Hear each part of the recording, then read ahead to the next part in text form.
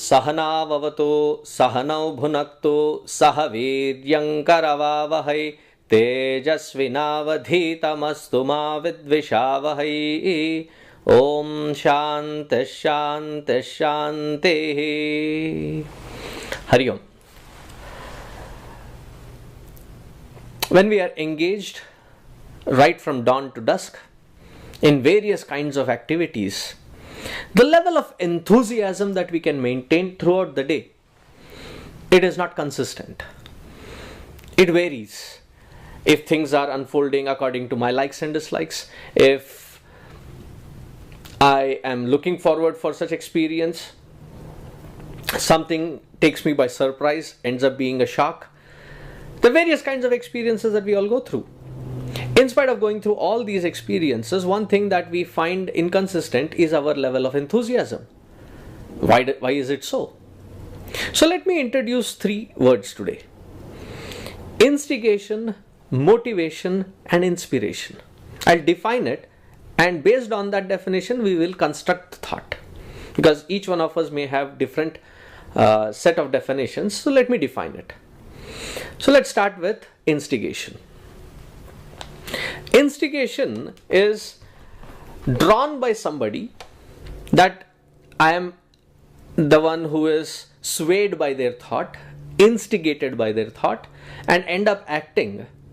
Usually it is used in a negative connotation, and when this negative connotation or negative impact happens through the instigative processes in the court of law, more than the one who has performed the act, the one who has instigated, that person is more liable to be penalized than the one who has ended up acting.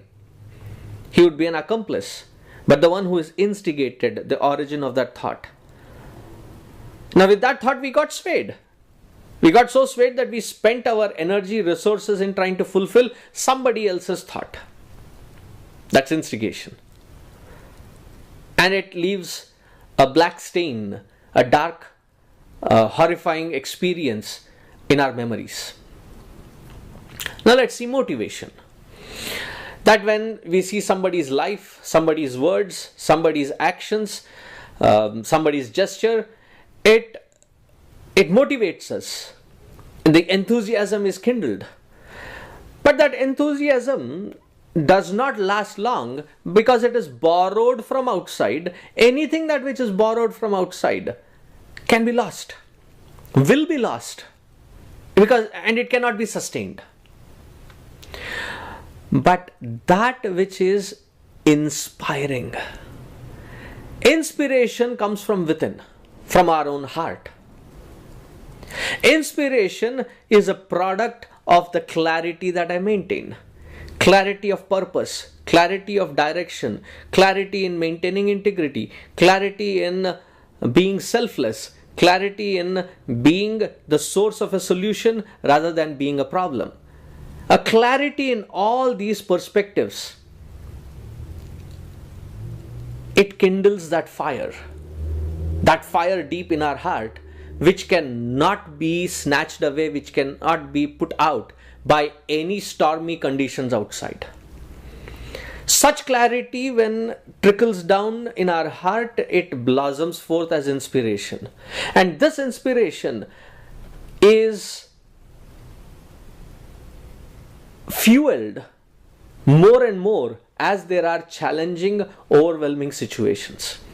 However daunting the situation be, because of this inspiration within, because of this clarity kindled within, I will look at the tasks from this perspective of clarity, which shines in that light of clarity.